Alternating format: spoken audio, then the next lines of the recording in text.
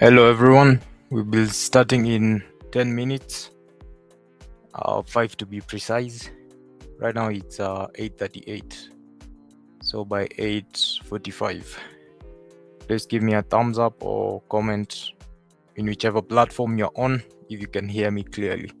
So if you're on LinkedIn, if you're on YouTube, if you're on Facebook, you can hear me, make sure to comment.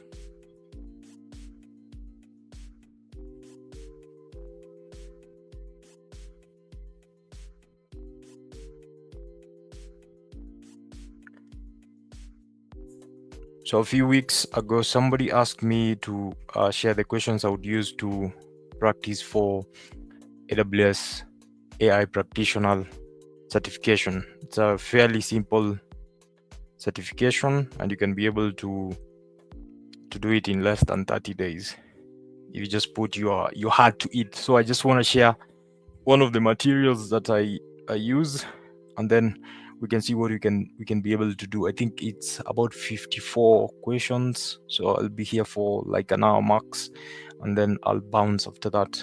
But you can be as interactive as possible, and you can share as much as you need or ask any questions if you have any. And for those who do not know me, my name is Itonga Breton. I like to identify myself as a software engineer, but I wear a few caps. But for today, let's go with software engineer. So AI is an area I'm really interested in. I have a lot of interest in artificial intelligence, building artificial intelligence applications, and all that stuff. So I think we can begin. I think we can begin now. So what I'm gonna do is I'm gonna go through a test for AWS AI practitioner certificate. So I have a pro plan for this website, but they have over 1,200 questions. So I've gone through a few, but I just want to share one of the tests so that you can get a feel of how the questions look through and how you can be able to answer them. So without further ado, let me just click start test and we can get kicking. So I'm going to be reading the question, give probably a few seconds to look through it, and then give my answer, and then we check if the answer is correct. So that is what I'm going to be doing through the whole section. And as you can see, I'm on question 1 and there are 54. So probably at a maximum, each question 3 minutes or 2 minutes. So you should be here for maximum 2 hours. So question number 1, remember AWS AI practitioner certification. So fairly simple questions. If we would go to AWS and just search why you need to do the certification, let me just find that AWS AI practitioner certification.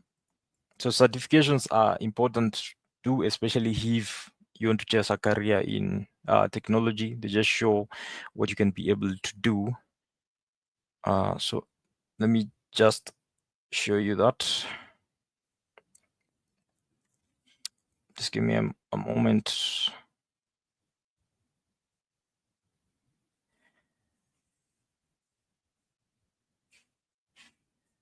Give me a moment to change my screens and just share another whole window so that in case of any search, we can be able to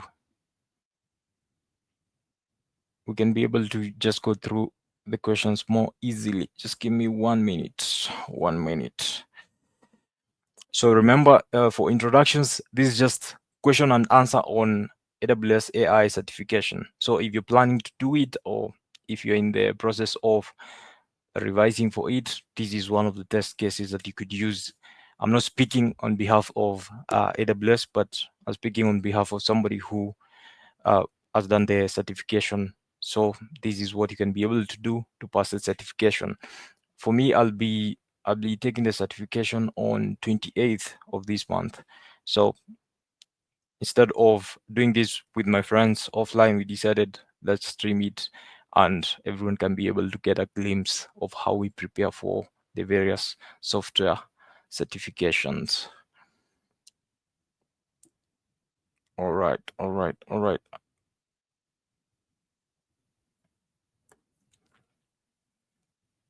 So I wanna share.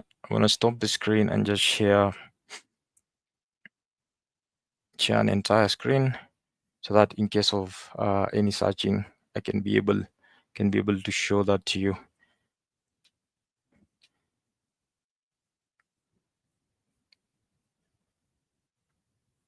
All right, you should be able to see my browser right now, and I'm just going to find what I was talking about. So AWS AI practitioner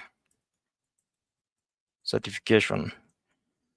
So we just want to look through what exactly is a certification about. So this is Amazon Web Services on website. Who should take it? Unlock new career opportunities with AI certification. So I believe practitioner is a bit, it's narrow, not compared to the other certifications that go a bit deep.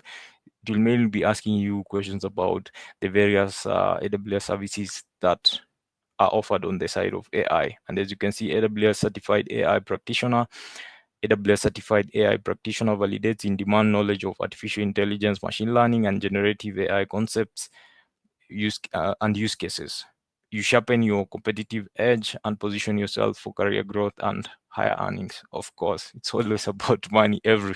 So the exam is foundational. As you can see, AWS themselves have told you it's foundational. The exam duration is 90 minutes, 65 questions. I think costs around 100 USD, which should be in Kenya shillings around 10 Gs. So if you're in software, it's something that I would recommend doing. And as I explained, the reason we're doing this is these are some of the questions that me and my friends will be taking for the certification in preparation. We're going to do the certification this month on 28th. So we just decided to share how we go through these certifications. And with that, I'm going to find the SkillSat Pro website where I think I have a pro version of it. So I'm just gonna refresh that and take one of the practice tests. So we're gonna take practice set 2, which has around 54 questions. So you just need to click start the test there, and we're gonna go from question 1 all the way to question 54. I'm gonna try and explain as much as possible because these are things that I have knowledge of. As I said, AI is an area that I'm really interested in, and I've built a lot of applications on AI, including in another world, not just as a software engineer, but also just solving problems for people who want AI solutions. I've done things for people who trade. I've done things for people who are just doing software. I've done things on learning models. I've done things on somebody who wants an LMS or a learning management system, but built on top of AI so that the questions are auto-generated. There are a lot of interesting things that AI enables you to do.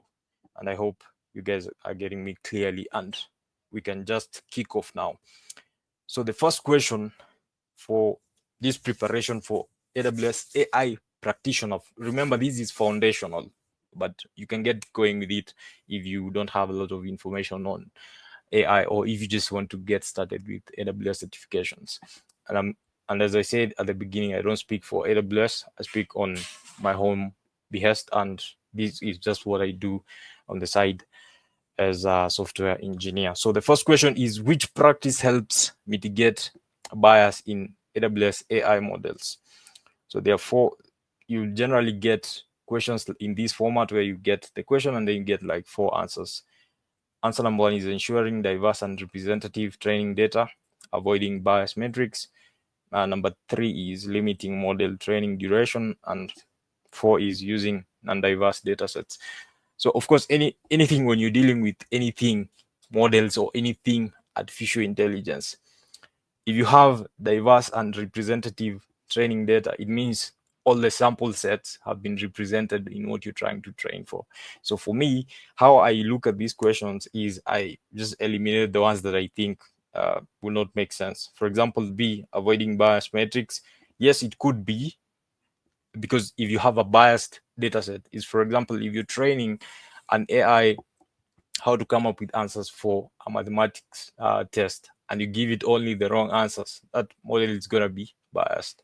So avoiding bias metrics, yes, it could be an answer, but is it the best answer for this question? Then C, limiting model training duration. That is the wrong answer, of course, because if you limit training duration, probably don't give the entirety of the required data sets, and then using non-diverse data sets. So for me, I would definitely go with A, and I would definitely go with A, ensuring diverse and representative training data.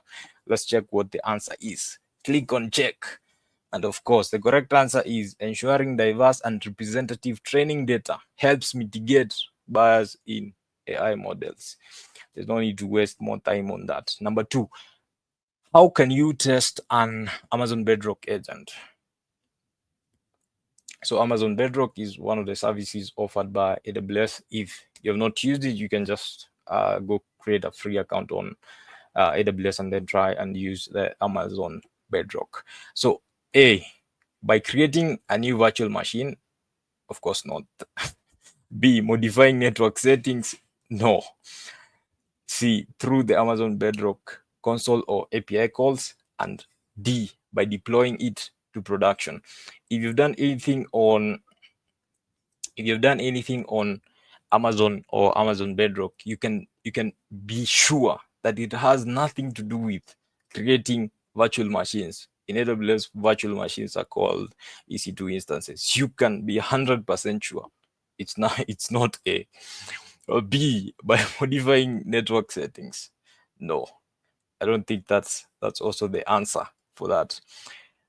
And then there is C, which is Amazon Bedrock console or API calls. Remember, the question is, how can you test an Amazon Bedrock agent? Is it through the console or API calls, or by deploying it to production? Before anything goes to production, as a software engineer, we all know things have to be tested before they go into prod. So you can't be asking about test and then you say deploy to production. So of course, the answer is C, through the Amazon Bedrock console or API calls. Let's check. Of course, Amazon Bedrock agents can be tested through the Bedrock console or via API calls. Any service on AWS has API calls. If you look through the internet or search any service, you're going to find API calls for any AWS service. Or if you want to do it the easy way, you can use the UI that is provided for you by AWS. That is question number 2. I hope you're seeing the gist of these questions. So even for me, it's the first time I'm seeing them, but I'm gonna try my best to explain as much as I know. Try go into details why I think it's important, and for those that I can't go into detail, I'll leave you guys to just check that out for yourself. So we are in question number 3. Question number 3 is, which of the following are best practices? Underlying the word best practices for developing responsible AI. Responsible AI is AI that doesn't lie, AI that is consistent. I don't remember the other one. But the first answer is deploy models without testing. Of course, responsible AI, you can't say responsible AI and you're not testing the model. So understand that it has to be tested. So A is automatically out. So for me, this is how I do all my certifications. I just do elimination method. And because you have that initial knowledge of software, or you've worked with these technologies, you've worked with AWS, you're going to have an easy way of answering these questions. So there's nothing that, if you're a software engineer or you've worked in technology, that is said and seems like so much of a huge jargon. So you can always wrap your head around it. So as we said, underlying the word best practices for developing responsible AI, select 2. So underlying the word, select 2. Deploying models without testing, that cannot be the answer. B, ignoring model interpretability, bro. C, ensuring data privacy. Remember, responsible AI. This is D, maximizing data collection, and D, bias detection and mitigation. In my case, I would definitely take ensuring data privacy. That is an easy one, and also bias detection and mitigation. Those are two options that I would definitely pick. So let's see what the answer is. Ensuring data privacy, and D, bias detection and mitigation. These are just hula baloo terms that you just look into. If you see ignoring, that can't be responsible AI. You see without testing, that can't be responsible AI. And then maximizing data collection, that might be a bit tricky, but C and D would be my answer. And according to them, ensuring data privacy and detecting and mitigating bias are key practices for responsible AI. Let's move on. Question number 4. So question number 4 asks, what is a key, underline the word advantage, of using Amazon Bedrock Studio for generative AI development? 1, so you have underlined the word advantage and you have underlined the word Amazon Bedrock Studio for generative AI development. So these are the answers. It requires no authentication. There's no service on AWS, I believe. It requires no authentication. So A is automatically out. All right. B, it provides a collaborative environment for developers. Maybe the answer, maybe not. Let's look at the rest first and eliminate. C, it eliminates the need for data pre-processing. There's no artificial intelligence model that is created without data pre-processing. That is, in data pre-processing, I believe, is where we have data cleaning, ensuring you have the right samples and ensuring you have the right data sets. And then it guarantees 100% accuracy. It can't be D because as no model that is 100% accurate. We have used all these generative AI tools from the likes of models that Google provides, the likes of models that OpenAI provides. There's none, and there's no model that is 100% accurate. So that leaves us with B. It provides a collaborative environment for developers. So for me, I'm going to go with that. B. Let's say, yep. Amazon Bedrock Studio provides a collaborative environment for developers to work on generative AI solutions. Because I believe also on Studio, this is where you can add a team. Here, next. If these questions come this easy, I'm going to be wrapping up this certification in 30 minutes. That's what everyone thinks until until you get to the examination. Question 5. What is the benefit of wrapping instructions in a single tagged section in prompts? Repeat that question again. What is the benefit of wrapping instructions in a single tagged section in prompts? Answer number 1. It prevents the model from revealing the salted sequence. B, it simplifies model training. I don't think training and prompts go hand in hand. So for me, I'd remove B. C, it enhances data storage. No, can't be data storage, and reduces API call cost. So one thing I know about prompting is if you have a good prompt, like for example, anyone who has done an integration with OpenAI API, you can be able to see that the lesser the calls you're making to the API, the lesser your costs. But in this case, it's asking what's the benefit of wrapping instructions in a single tagged section in prompts. So I don't think it's talking about the costs, and I would go with A. It prevents the model from revealing the salted sequence. There's one thing I need to check. What is a salted sequence? Salted sequence in a generative AI. Generative AI. Being here showing you doesn't mean that I know everything. Some things I have to check. Yes, salted tags. Stop tag. Stop spoofing by appending a session-specific alphanumeric sequence to each XML tags in the form of tag name. Or yes, just like providing what can I say, a unique identifier for each prompt. But let's see. For me, I'd take A because I didn't know what salted sequence is, and So for me, it would have been between A and D, but I don't think they're asking about the costs at this point. So yeah, bro. Wrapping instructions in single tagged section prevents a model from revealing the salted sequence. And they told us salted sequence is like you're appending an alphanumeric to the prompt. You're making it unique. If I get it wrong, somebody should tell me on the comment section. But as per the answer, I say the correct thing. So let's move to we are on question 5. We are going to question 6. Yo, I just realized how many questions these are. 54 questions. Okay, but let's go.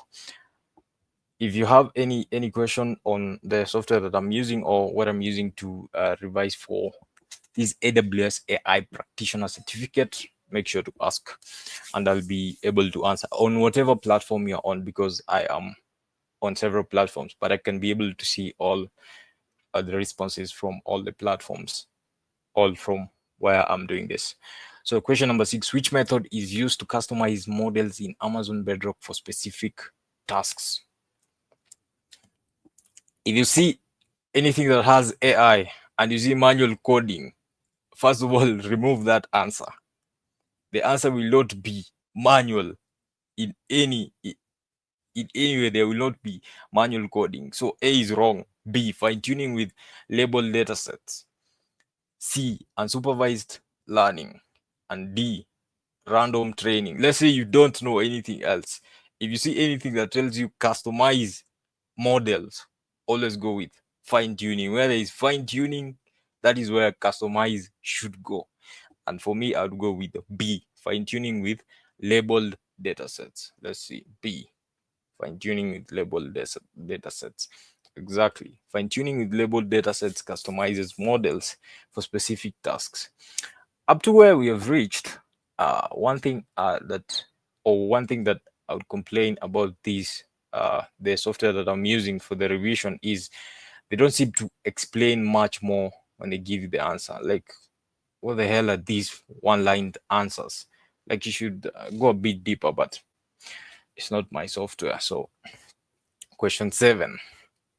Which technique in Amazon Bedrock fetches data from company data sources to enrich model responses? So, of course, there's no customize, so fine tuning is wrong. The last one is wrong. D is wrong. We use elimination in any examination. D is wrong. A is retrieval augmented generation, RAGs. If you've worked with AI, you know that RAGs is how we get documents from or company data into the model. Provision throughput, no, and C is knowledge base creation.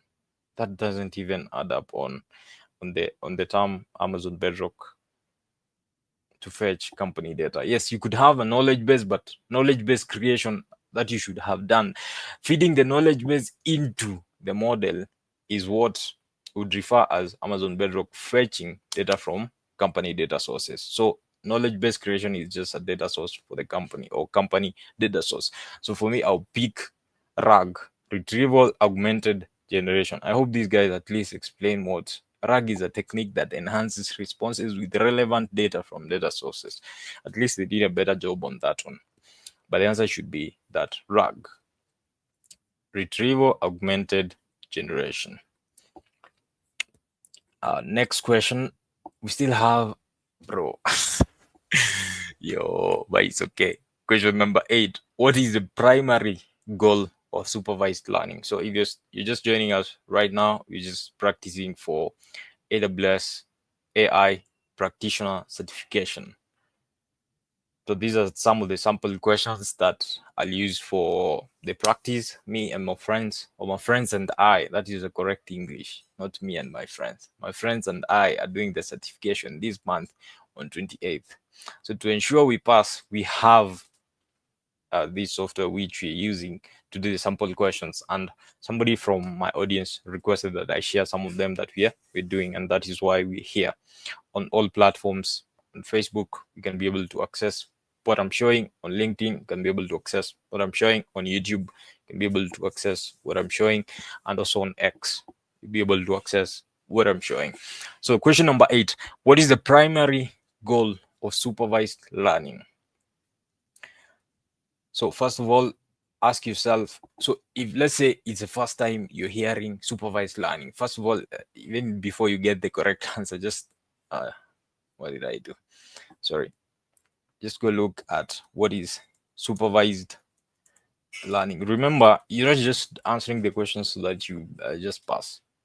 You're revising because you have the certification to do. This is not the certification, this is preparation. Preparation is diving into the materials and the knowledge. Supervised learning is a type of machine learning where a model learns from labeled data, meaning that input data comes with the correct output already defined.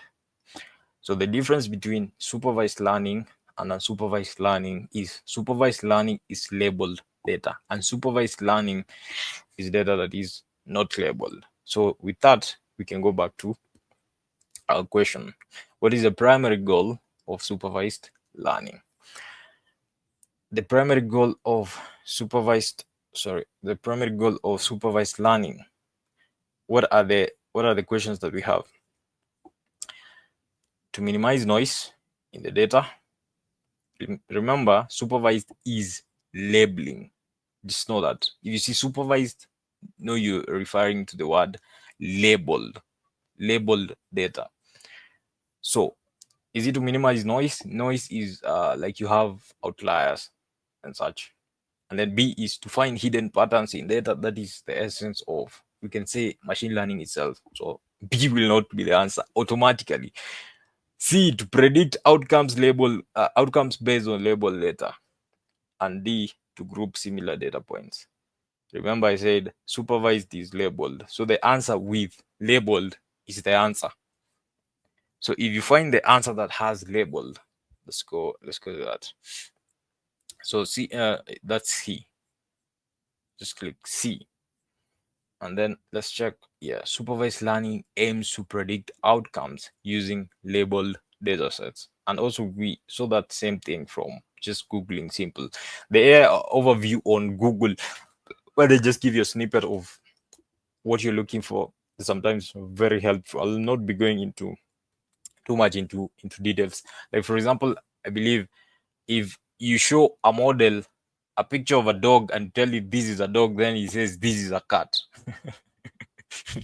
So stupid example.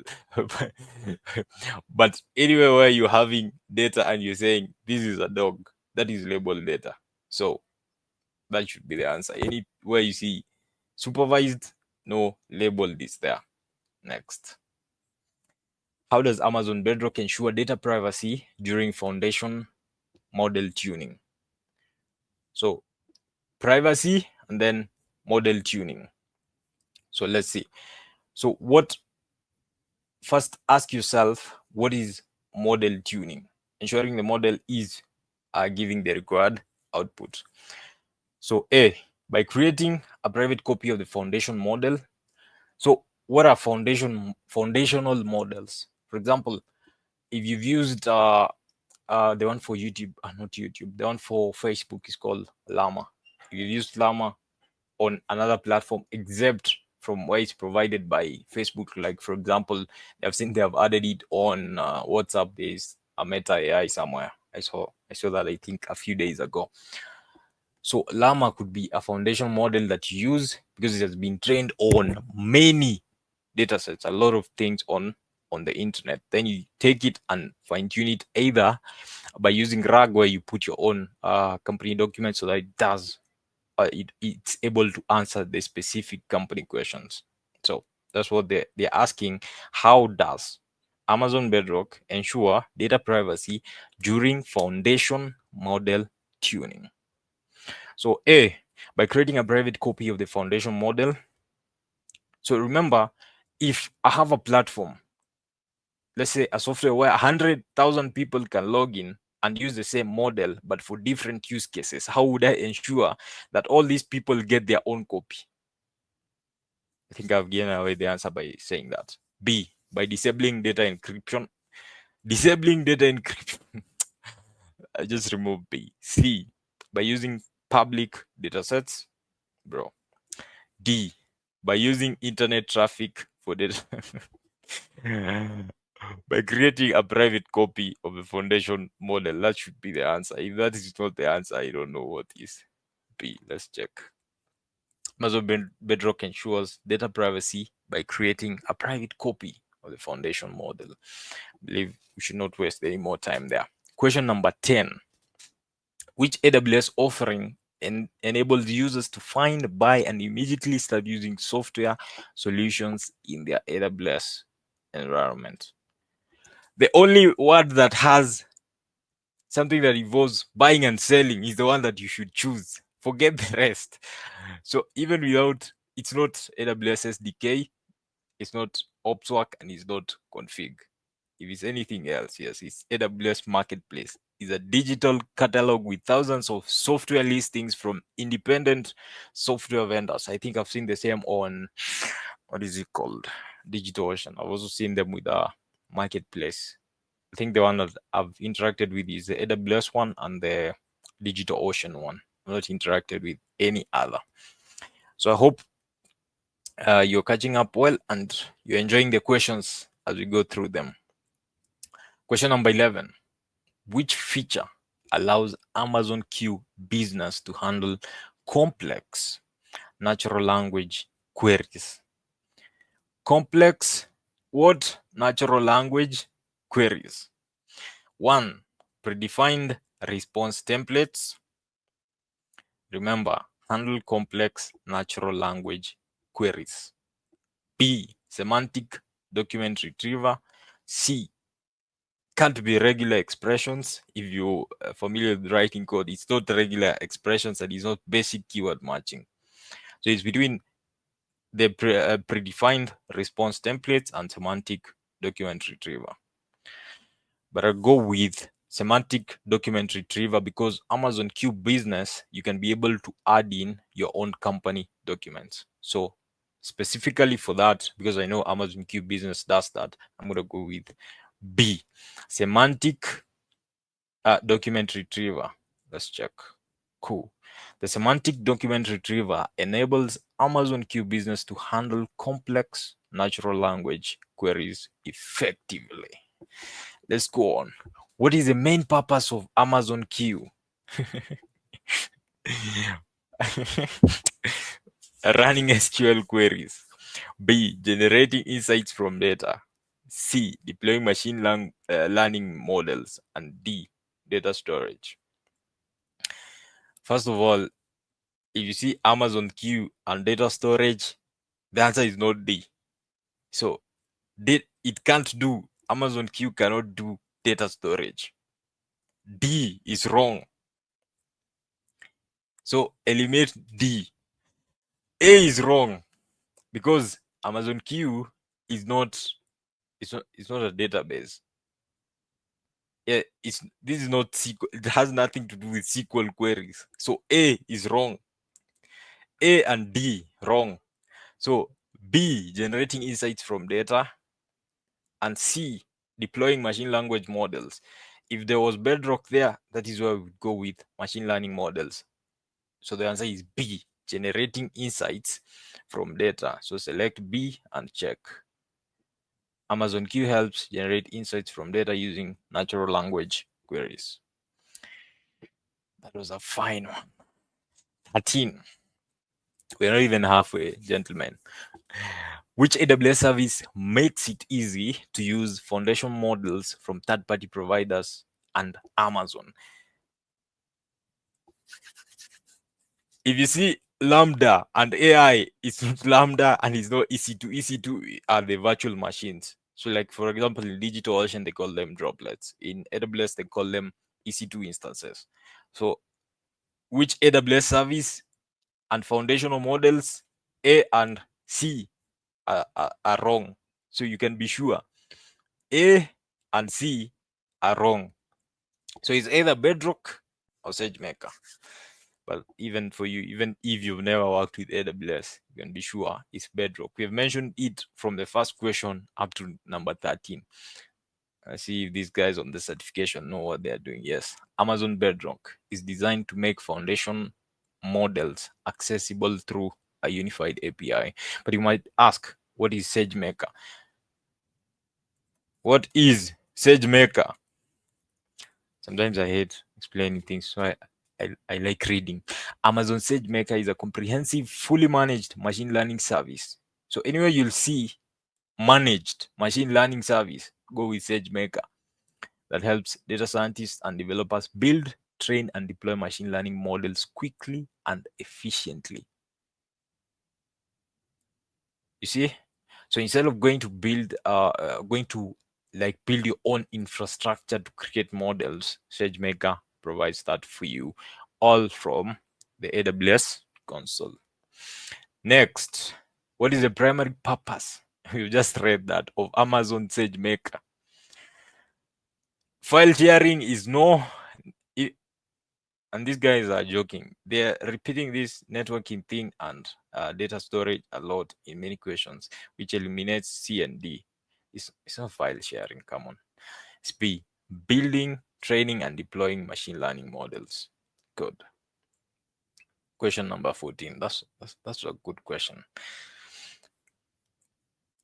Before we continue, anyone who is joining right now from any of the platforms, this is just a certification revision for AWS AI Practitioner, the foundational generative AI certification that AWS offers.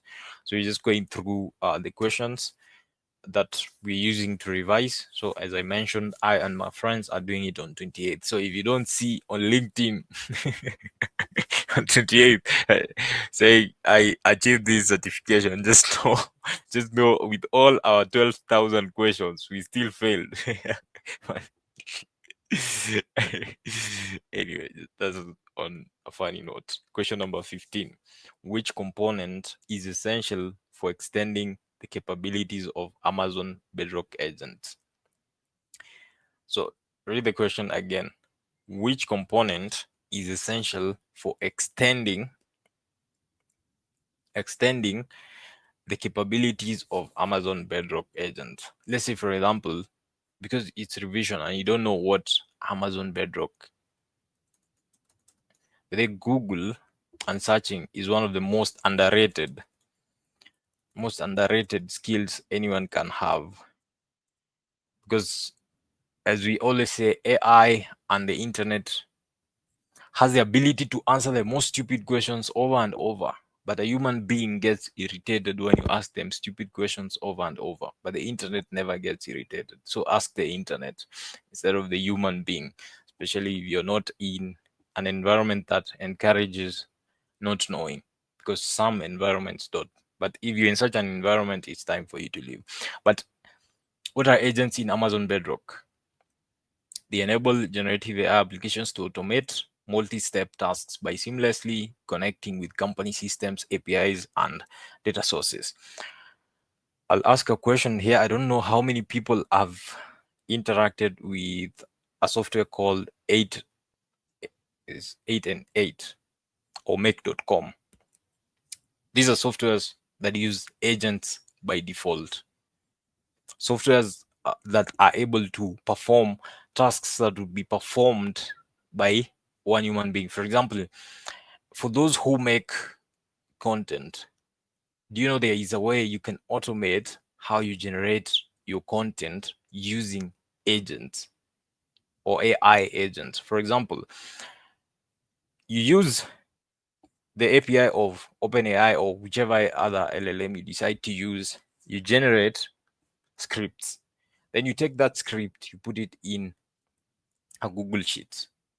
So that putting it from creating a script to putting it into a Google Sheet, that's an agent doing that.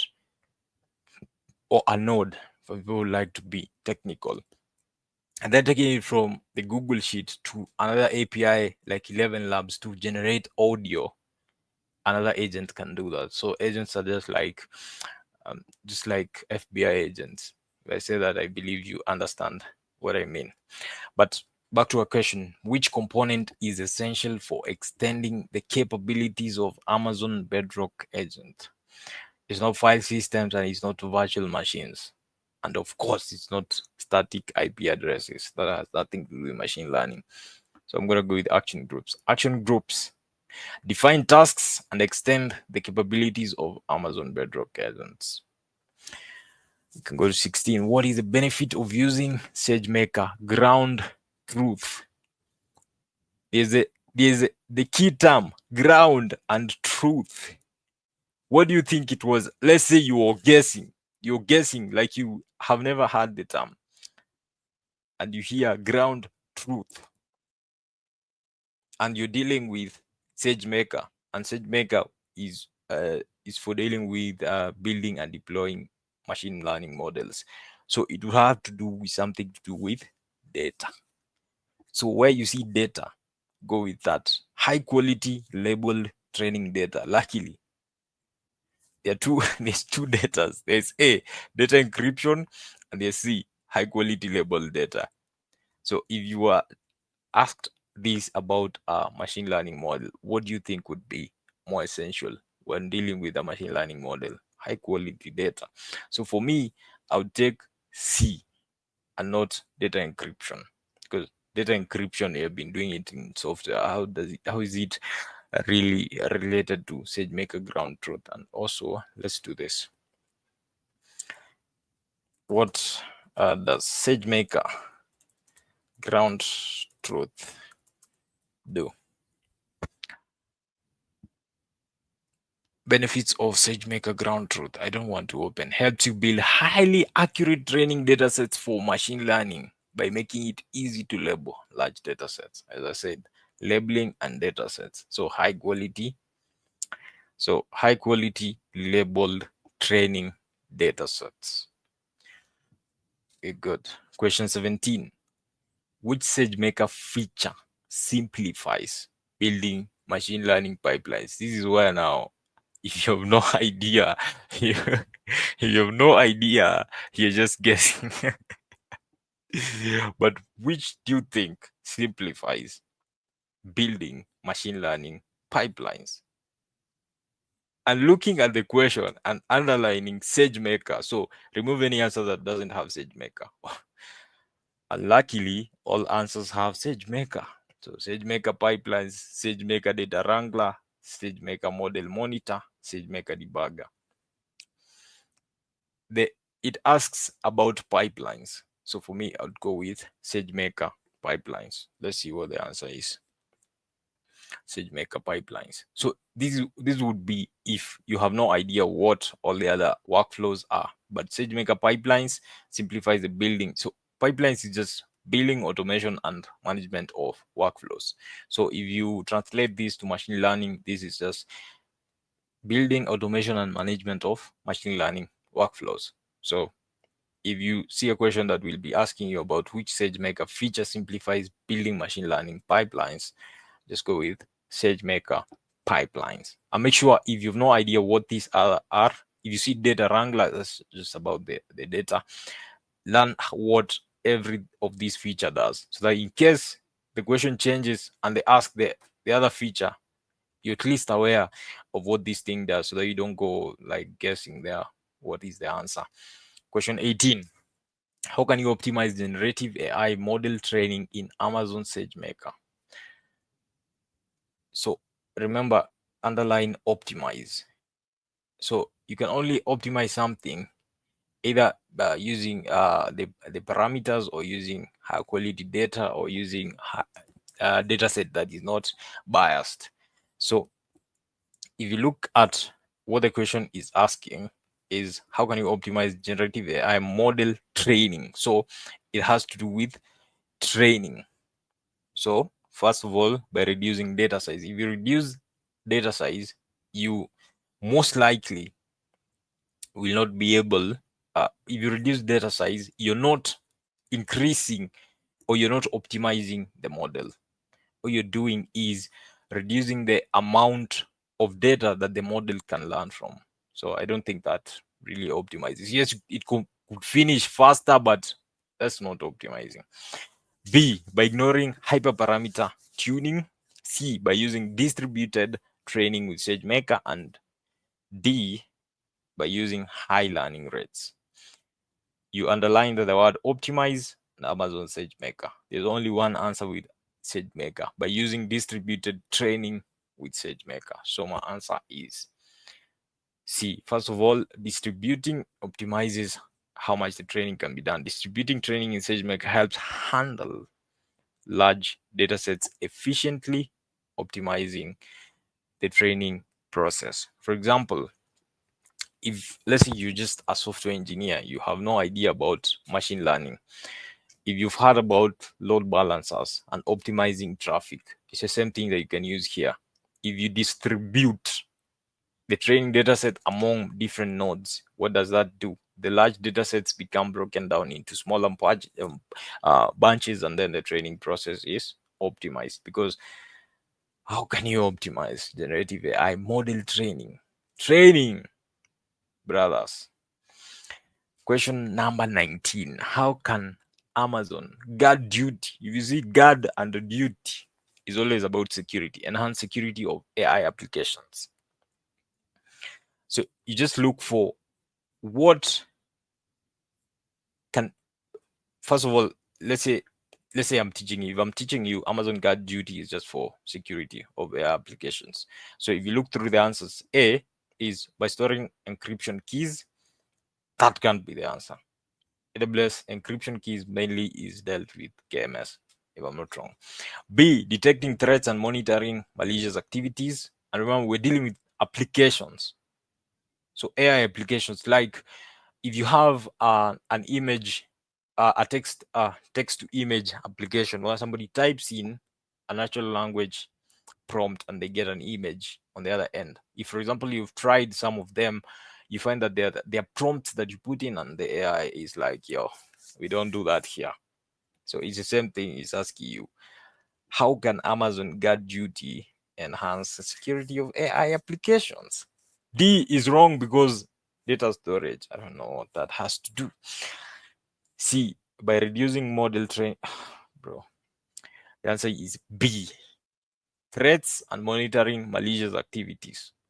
That's why sometimes you go into an AI application, they ask you, verify yourself, brother. Who are you? Amazon Guard Duty enhances security by detecting threats and monitoring malicious activities. Question 20. So we're halfway? No, we're not halfway. Halfway is 27. 7 more questions. I'll say what I wanted to say when we get to halfway. How does Amazon Bedrock ensure the security of sensitive data in prompts? If you see plain text and security, that you automatically remove that one, or you automatically eliminate. The word is eliminate. I'm almost forgetting this English, brother. Eliminate. A, storing data in plain text. So the answer is A. B, using encrypted API calls. Leave that one. C, token use, bruh. D, ignoring. How do people fail certifications? Sometimes. No, it can be interesting anyway. But obviously, if you go through, you go through the answers, it can't be anything that has plain text, and it can't be anything that has ignoring security protocols. And forget about token. Answer is B, by using encrypted API calls. Encrypted API calls ensure the security of sensitive data in prompts. Question 21. What is the primary benefit of using Amazon SageMaker pipelines? We just look through Amazon SageMaker pipelines. So look for whichever has workflows and choose that as the answer. It automates data labeling. What the fuck? It enables data encryption. No. It reduces model training costs. No. It automates and manages the end-to-end machine learning workflows. D. We just looked at SageMaker pipelines a few minutes ago. So that should be the answer. We are on question 22 right now. I hope you guys are enjoying, and I hope this is also gonna help me pass the certification on 28th. How does managed sport training reduce cost in SageMaker? In AWS, if you see anything that has sport, it means those instances where, like, you can use the instance, but it can be taken from you. Like, they are, I don't know how to explain it easily. And one of my lecturer used to tell me, if you can't explain it simply, you don't know it. So let me just Google it for you. The simplest explanation: sport instances in AWS. I enjoy learning. That's why I'm doing this on a Friday afternoon instead of being in the club enjoying fresh cold beer. AWS spot instances are unused Amazon EC2 compute capacity available at a discount, often up to 90% off on demand rates. So if you've used AWS, you see there on demand EC2, which are virtual machines that you can literally pay as you use. And then there is spot instances. This is compute that AWS is not using at that particular time. That's where it can be taken from you. It's not being used at that time. So instead of AWS going at a loss by just having the EC2 instances there without doing anything, you give them to you at 90% discount or something. Yeah, and remember, I mentioned these guys. I don't speak on behalf of AWS, but I'm just giving my understanding based on working with the wide variety of the tools on AWS.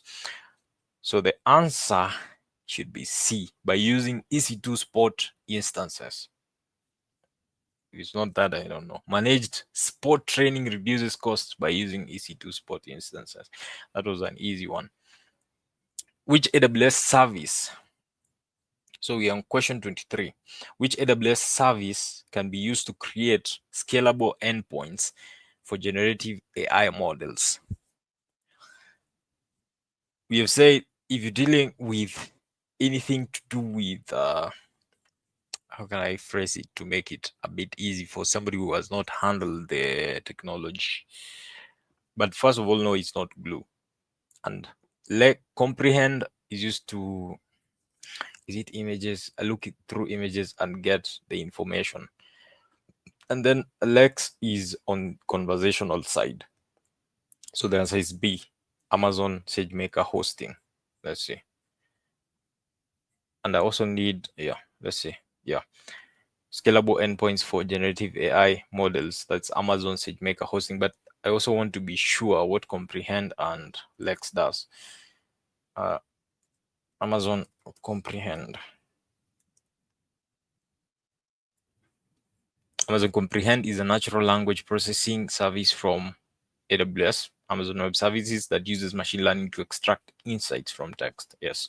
If you see anything that has text and is asking you about understanding that particular text, go with Comprehend. Then Lex, Amazon Lex, should be something conversational. A powerful service from Amazon Web Services that allows developers to build conversational interfaces, various applications, including chatbots and virtual assistants. Yep. 24. How does AWS address privacy concerns in AI? But the AI and security and privacy is a big deal. Like even if you go to like any AI meetups or people who are trying to implement, or you're trying to work with people who are trying to implement AI solutions in their company, privacy, security really comes up a lot, a lot, a lot. But let's see, how does AWS address privacy concerns in AI? One, limiting data collection. Can't be that. B, by implementing data encryption and access controls. Access controls in AI are mainly called guardrails. Like you set up, like I was telling you, if for example, even take the simplest example, if you go to ChatGPT and you tell it you want a script that is going to be used to hack, let's say something like an EC2 instance for somebody, or AWS, for instance, for example's sake, what will ChatGPT tell you? Sorry, we do not do this and all that, blah blah blah blah. So those are just security guardrails, like they call access. They're security guardrails, like it prevents you from. It can't go beyond this unless you try and circumvent using the various methods that we have seen on the internet, like telling it, "Yo, my grandmother is sick, and my grandmother, we are trying to hack this EC2 so that my grandmother can get our insurance." Sometimes you're able to fool it, but some of them are total gibberish, and but they are amazing to see. Anyway, how does AWS address privacy concerns in AI? Can't be A. Uh, B, data encryption and access control. By reading that, you can be able to see that's the answer. C is avoiding compliance. Of course not. And D is by ignoring data usage. So, of course, we go with B. Let's check that. Yep. AWS addresses privacy concerns by implementing data encryption and access controls. 25. What is the main purpose of Amazon Bedrock's knowledge bases? Anything you see with knowledge base is about data. Knowledge base is data. So let's see. Let's go through the answers. What is the main purpose of Amazon Bedrock's knowledge bases? Monitoring model performance, enhancing model responses with relevant data, managing not knowledge base and infrastructure don't go in hand, and storing user data. Nah. So knowledge base, for example, if you go to AWS documentation, that can be referred to as a knowledge base. I can't be wrong. Yes. Let me see. What is the general meaning of knowledge base? Ah, sorry guys, you've cast a few times. I'm just used to it. Knowledge base. A knowledge base is a digital library of information about a company's product, services, or industry related topics. So, the documentation of AWS is a knowledge base. So, enhancing model responses with relevant data is what I would pick. B. Enhance model responses with relevant data. Question 26. Which component of Amazon SageMaker helps in fine tuning? We did fine tuning foundational models for specific tasks. We did fine tuning in the first questions. I remember fine tuning. Remember, we did fine tuning. So there is SageMaker Studio, yes, SageMaker Autopilot, and ground truth. We did ground truth, and it was about security. So the answer is not D. This is where I encourage you to, if you don't know what the other three are, make sure you look into it. But the answer for me would be SageMaker Jumpstart. Let's see what they give. Correct. SageMaker Jumpstart is a component of Amazon SageMaker that helps in fine-tuning foundational models for specific tasks. Jumpstart provides pre-trained models or foundation models or models that have already been trained. For you, it's you fine-tune to do a specific task. I hope you get that. Fine-tuning is you wanted to do a specific task very well.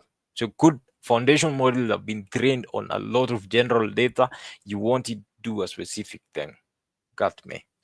Jumpstart provides pre-trained models, foundation models, and tools to fine-tune them with your own data.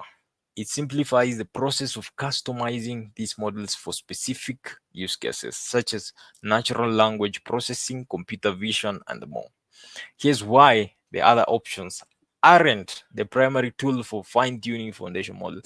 This is what I was saying they should do on all the other questions. All the questions are too straightforward. It's good to explain like this because you're gonna, if somebody, for example, doesn't know what a particular feature of SageMaker does, they can be able to read through this and they'll be able to understand. So, SageMaker Studio.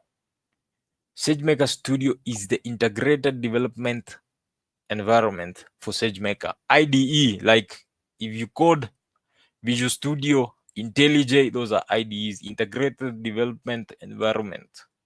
It provides a comprehensive workspace for building, training, and deploying machine learning models. While you can use Studio to fine-tune models, it is not the specific component designed for simplifying the process of fine-tuning pre-trained models like Jumpstart is. So Studio is just the IDE where you find all the features of Amazon SageMaker. Autopilot. Autopilot automates the process of building, training, and tuning machine learning models. It's great for quickly getting a good model, but it's not specifically designed for fine-tuning existing foundation models. It creates models from scratch, autopilot. And remember, I said foundation models are things like e.g. Llama provided by Facebook. If you can come here, I told you Google is the father of all things. Give me 5 examples of foundation models. Models. So stable diffusion is mainly for what is it called? Images and stuff. Computer vision, GPT-4, DALL-E, that's also image. And then GPT or OpenAI, foundation transformers, all that stuff. So the internet will be very essential for you, especially if you have not used AI or generative AI extensively and you're trying to do this certification. But I believe by just going through these questions and seeing the various types of questions that they bring, and there are also many other softwares that provide such questions. So I'm not like saying you're inclined to using the one that I'm using. I'm just sharing what we are using. And by we, I mean my friends and I, who are doing the certification 28th of this month. So if you'd like to join us on that day, and then on LinkedIn, we'll have a big, massive party of everyone posting. Guess what? I just got. I find those things interesting though. Yeah. SageMaker Ground Truth. SageMaker Ground Truth helps you build high quality training data sets by providing data labeling services. I think we went through this when we started. Ground Truth and data labeling.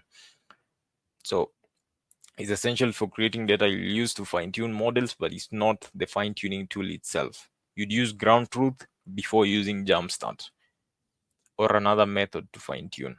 So Jumpstart, SageMaker Jumpstart is a component of Amazon SageMaker that helps in fine-tuning models. So we are on question 26. We are halfway. We've been here an hour. That shows how many questions these are, bro. So we're taking this much time because I'm explaining. If I was just selecting answers, it would take much shorter time. I just wanted to say probably doing the certification takes much longer. But the certification is, I think, an 2 hours. If you're non-English speaking, 2 hours, 15 minutes, because English can be bamboozling. Is that word bamboozling? I'm only bamboozling. Let me see. Bamboozle. Boozle. Is that how you spell it? Bamboozle. Or bamboozle means to trick or deceive someone, often by confusing them. But that's not how it's spelled. Bamboo, then zoo. Don't worry, gentlemen. This is how I live my life. My life is a lot of fun. So, which API in Amazon Bedrock is used for managing and deploying models? So, managing and deploying models. Which one is it? One, Bedrock Agent Runtime. Mm. Bedrock Runtime. First of all, if you see, and then Bedrock Agent or Bedrock. Let me see. What did I go with here? I would go with Bedrock. Let's see. I'll go with Bedrock. Some of these questions also bamboozle me. Let's analyze each Amazon Bedrock API in the context of managing and deploying models. But it is a friend of mine who is a subject matter expert in this stuff. I wish I had talked to him before I came here, and you would have gone through this thing so easily, bro.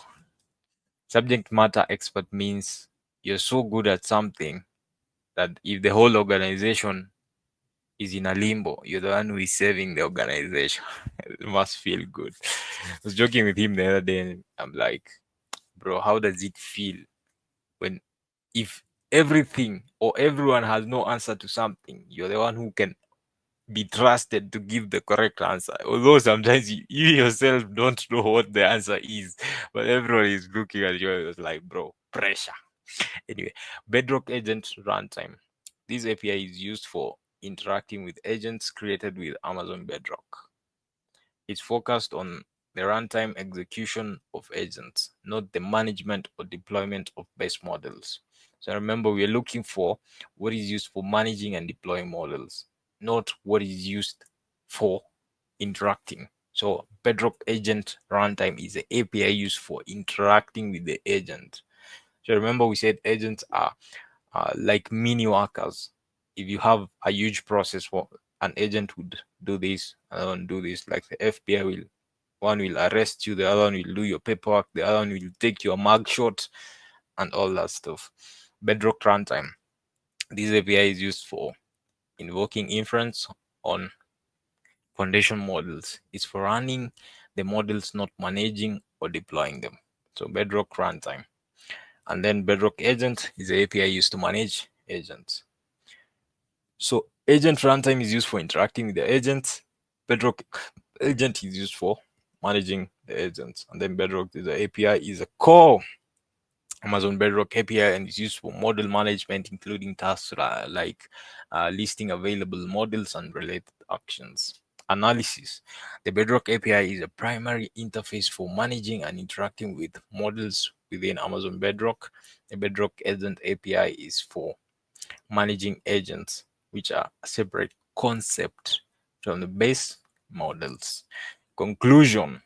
The answer is Bedrock. That's all they're trying to say in so many lines. Question 28. So we are past half now. So we are past half. We're past half now, and we are like an hour in. If you have any question that you'd like me to answer, I know you're all on different platforms. Some are on LinkedIn, others are on Facebook, others are on YouTube. It all depends where you currently are at. But you can feel free to ask any question you'd like me to answer as we go on. I need to grab a glass of water. It's hard talking for that long, but it's worth it. It's worth it. If I pass on 28th, and if you also pass, let me see. Let me see. Let me see. I just want to check something.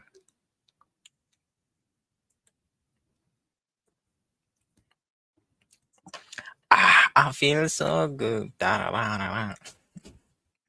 Yeah, I was just grabbing a glass of water. Question 28.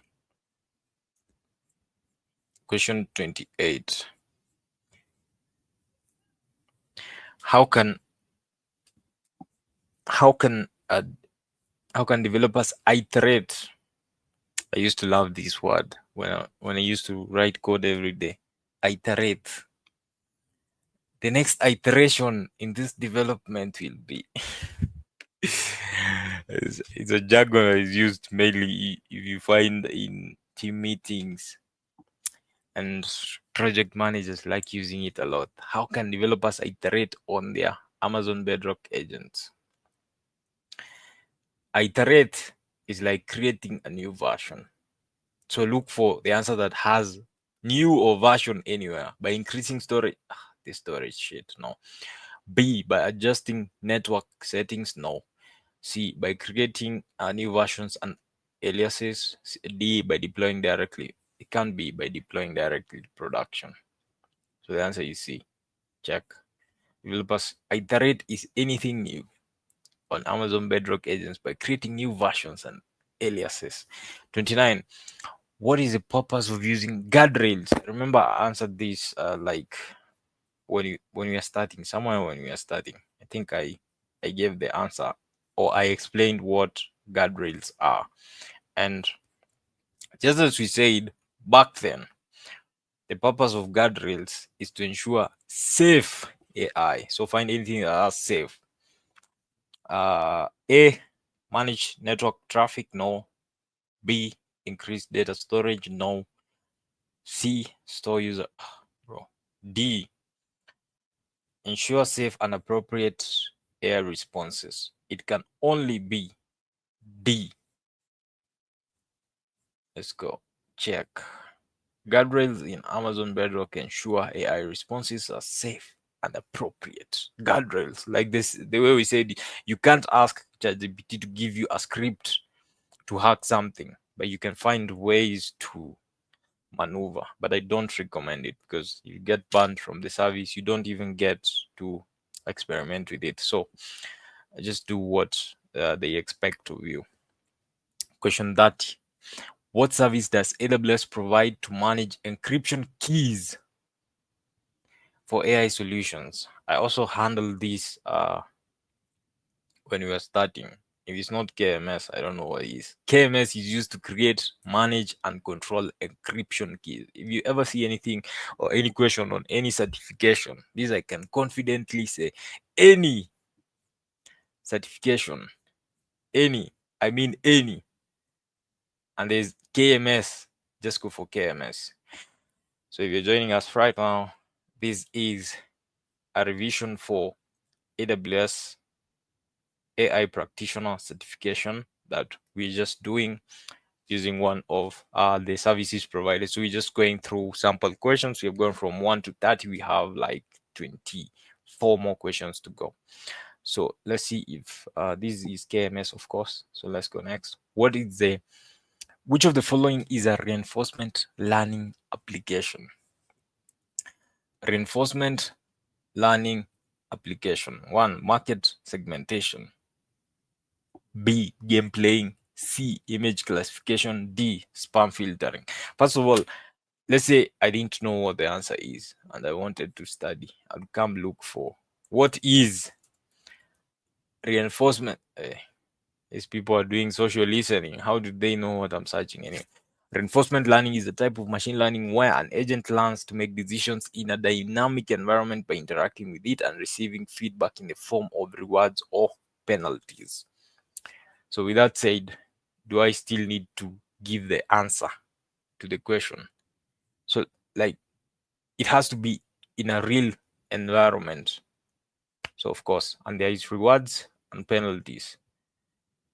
In a game, for example, uh, sometimes back before I worked for AWS, I worked for Safaricom and we did what is it called? I'm forgetting the name. That thing that races around the track. Let me just Google. That AWS thing that races around the track is called that AWS thing that races around a virtual track is called. There's some AWS service. Yeah, AWS Deep Racer. Yeah, we had some geniuses there in machine learning who helped us win that tournament and had a very, very nice one. Yeah, Deep Racer. Yeah, the answer is game playing. Me stop wasting your time. Next. How does Amazon Bedrock ensure security? This question has been repeated, so the answer is C. I remember we did this before. By implementing guardrails and encryption should be the answer. Correct. What is the role of AWS CrowdTrail in AI governance? What is SeaTrail used for in AWS cloud? And if you see the word trail, log trail, cloud trail is of course auditing logs. So it can be to deploy machine learning models, manage encryption keys. We already said that is KMS to store training data. I don't know why they like using that a lot, but it's to monitor API activity. CloudTrail in AWS is a service that you use to monitor the logs. So that should be an easy answer. Let's move to the next. Why are the questions getting easier as we wind up? 34. Which of the following is a benefit of using Amazon Bedrock? If you see anything that has a limit, it's not the answer. So limited scalability is wrong. If you're building on Amazon Bedrock and you can't scale, it's worthless to you. C, manual. Why would you take a managed platform if it's manual? A, complex deployment. The answer is D. access high performance foundation models. FMC is foundation models, and I think we looked into that before. I hope you guys are enjoying being here. I can see a lot of guys who've been here from the start. I appreciate these guys. Make sure you go through the questions once again, because I'm going a bit fast, but the video will be on my YouTube channel and you can go through it afterwards. I believe all the other platforms also store the same information after we're done. And I always do this every Friday.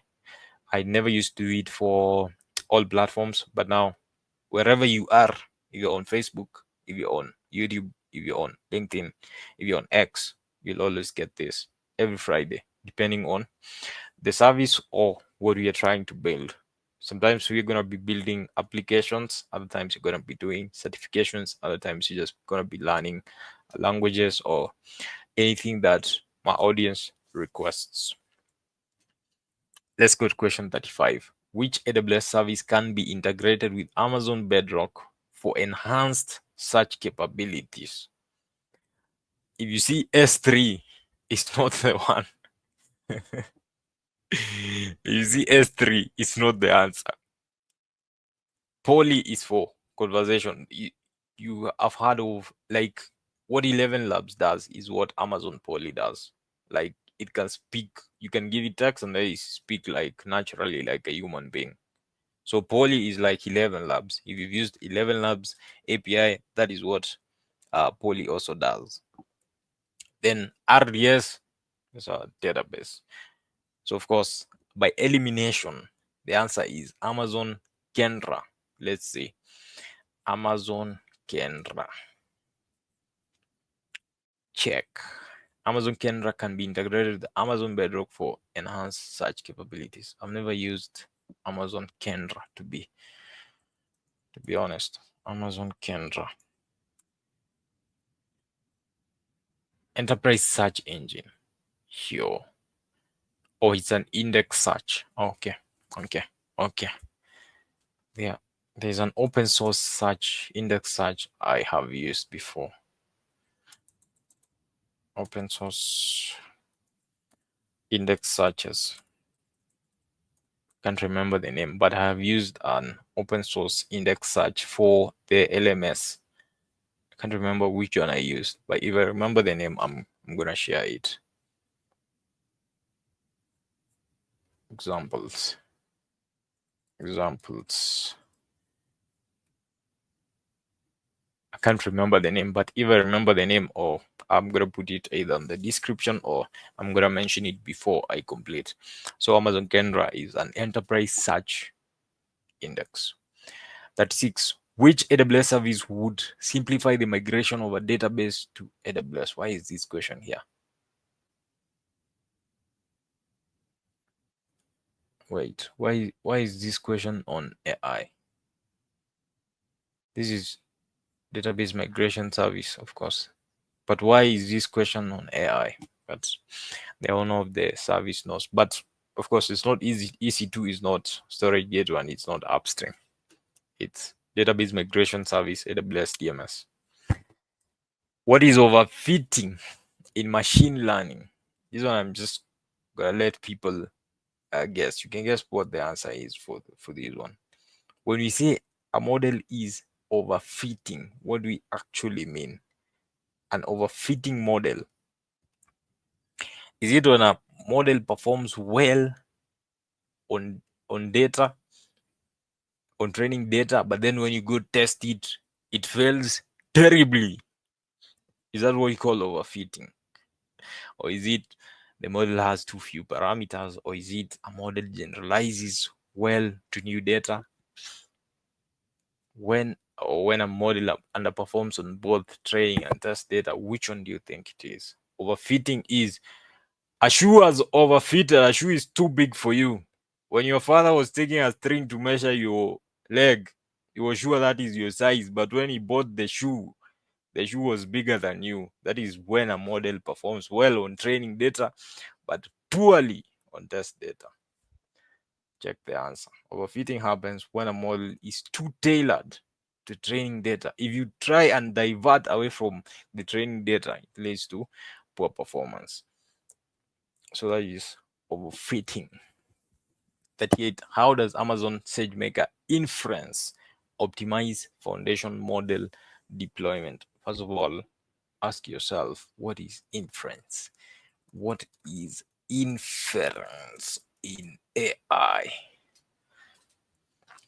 Artificial intelligence inference is a process where a trained AI model uses its learned knowledge to make predictions or generate new content from input data it hasn't seen during training. But do you think, because of the ability, because of neural networks, is AI able to inference or come up with newer things better than human beings?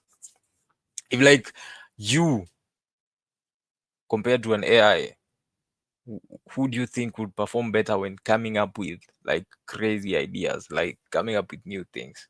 For me, I definitely think it's the AI, man. Because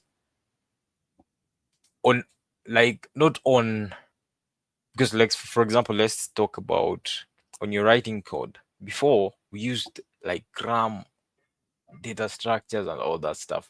But right now, you come up with a concept, you feed it into a system or an AI, the AI comes up with a code, then you do like the debugging and check if it's returning what you expect. If it's not, you go back. It's like a feedback loop, like the way you used to do assignments, like what we're doing here.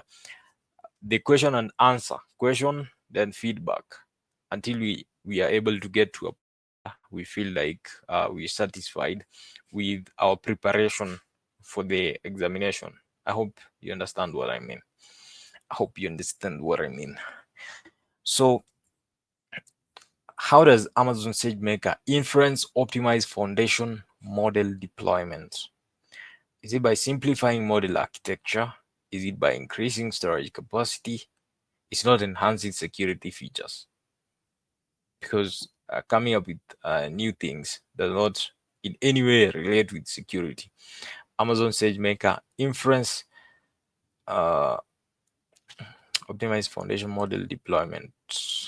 The answer, I think I would pick D, by reducing deployment costs and latency. Let's say, of course, yes.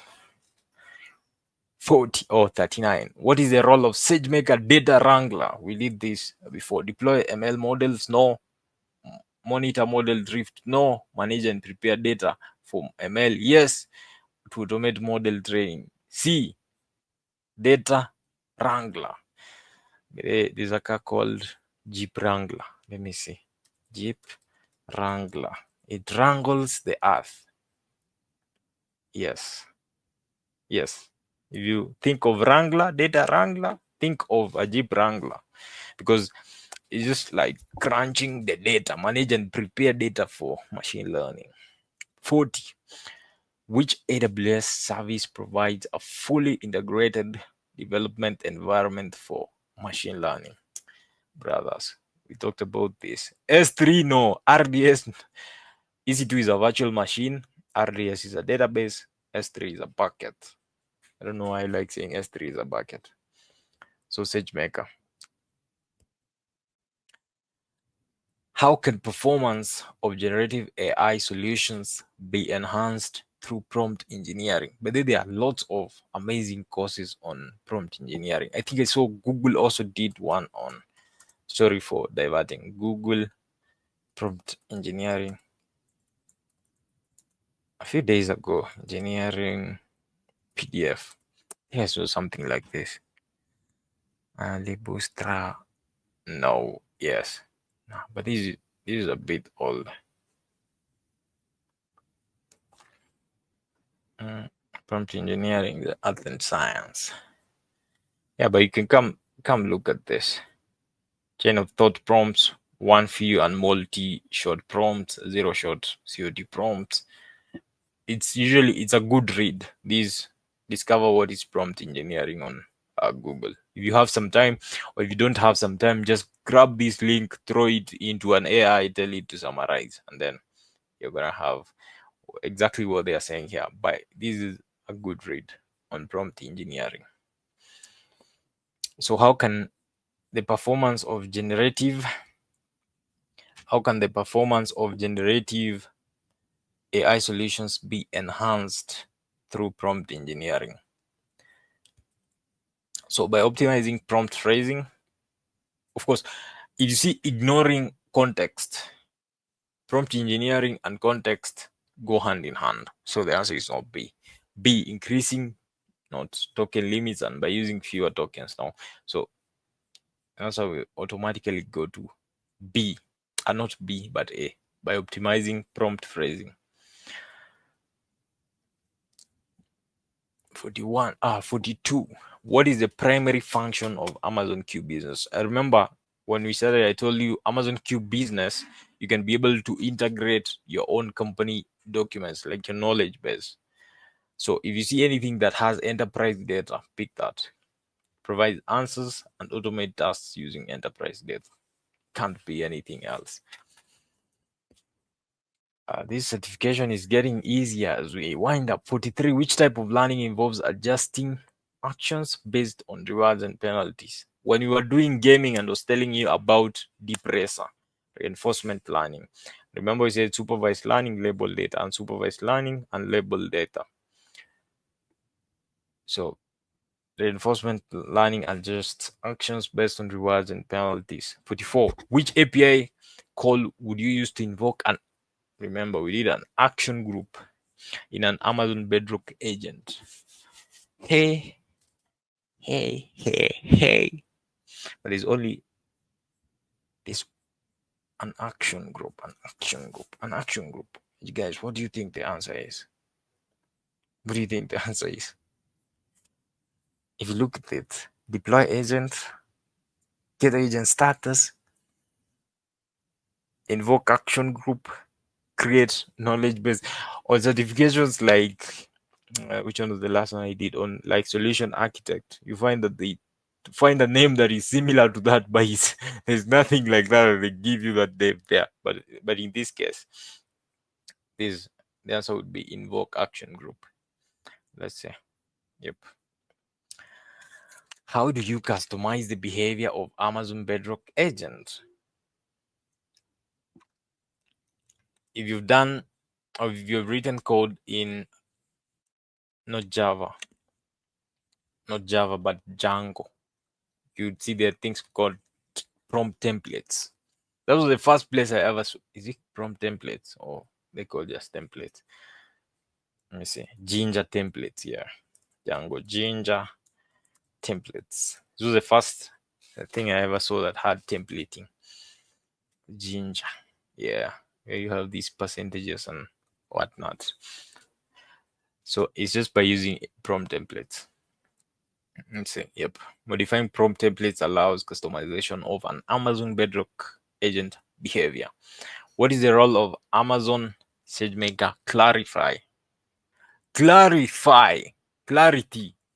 What do you think clarity does? What is clarity? Clarity. Is it to deploy machine learning models? Of course not. Is it to provide real-time translations? Of course not. To manage data. Why are they providing data storage everywhere? Amazon SageMaker Clarity. What do you think it is? To detect and measure bias in AI models. That should be the answer. Yep. How can developers integrate real-time data into AI responses using Amazon Bedrock? Real-time data, AI responses, real-time data. Not encrypting data. Static data. Bruh, no. This RAG. Because what is that tool called? RAG and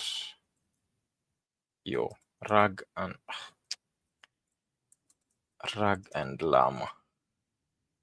Yeah, Llama index. That's what I was looking for. So when you use Llama index, you will be able to put even documents that are on the internet. If you're big into building applications, AI applications, I think some of those things will come easy to you. But if you see anything that involves real-time data, knowledge bases, all that stuff is usually mainly rags. We are almost winding up. 48. What is the function of Amazon Cognito in securing AI applications? Cognito is used for user authentication and access control. So that service in AWS. You can just search for that. AWS Amazon Cognito. Cognito. Amazon Cognito is managed identity service that provides user authentication, authorization, and user management for web and mobile applications. Yep. So Cognito. I'm just thinking, what if I've been talking all this time and you can't hear me?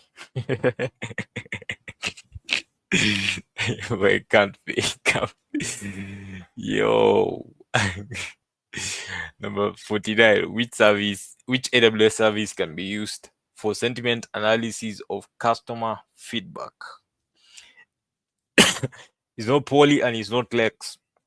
And we did comprehend why it looks into text and then it can do analysis. So, or is it recognition? Yo, sometimes these services they confuse me.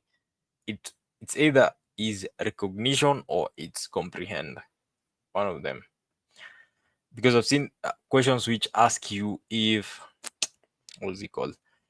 If data no if like users were feeding data into a Google form, what AWS service would you use to analyze the customer feedback?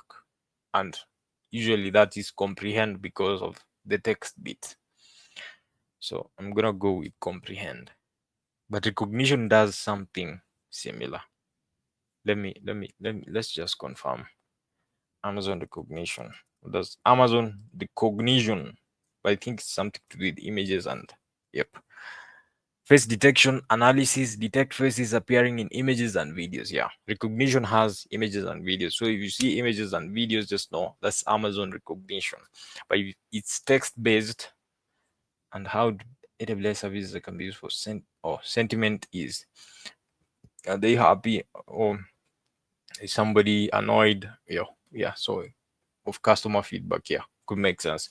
Very few companies are like, yo, send us a video of you saying why you're unhappy. So it's comprehend. What is key? What is a key use case for Amazon Translate? If you see translate is languages. There's no need to waste time on that. 51. How does Amazon Poly enhance user experience? I told you Poly is for speech. So converting text into lifelike speech, of course.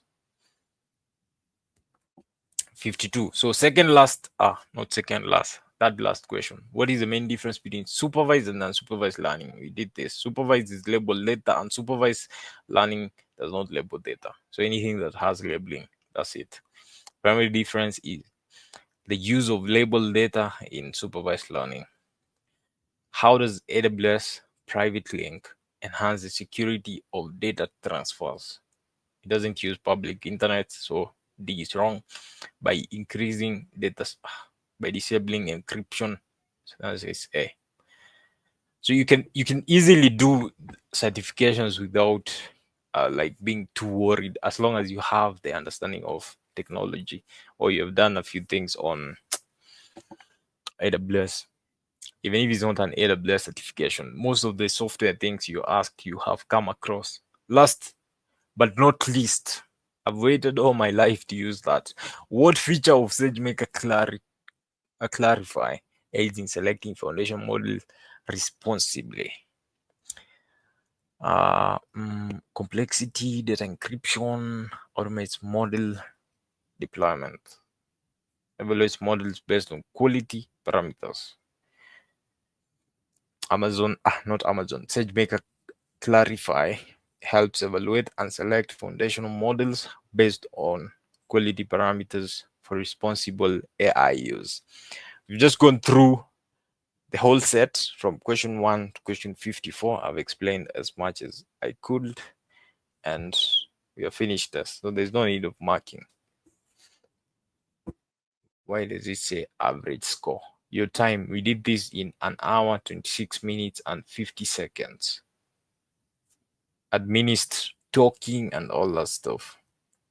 And we've been here for 1 hour, 38 minutes. Yeah. So it makes sense. However, we have gone through just one of the questions. The software offers like 25 sets of questions, around 1200, 1300 questions in preparation for the AI AWS practitioner certification. So if you'd like to join us for the last session where we'll be doing the same revision, it's next Friday, same time, around 8:30 to around right now it's 9 or something, if I'm not wrong. Yeah, no, it's 10. It's 10:13. Yo, for somebody to be live on Friday at 10, they must have no wife. Anyway, anyway, I'm full of full of shit.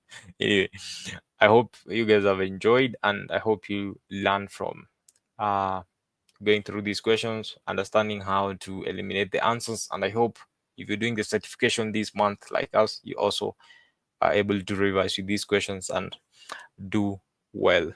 So once you're done with this, the next sessions will be on anything that is requested. Sometimes we do Python classes, other time we do AI applications building, other time we just experiment with AI applications. Like the last video we did was on cloud.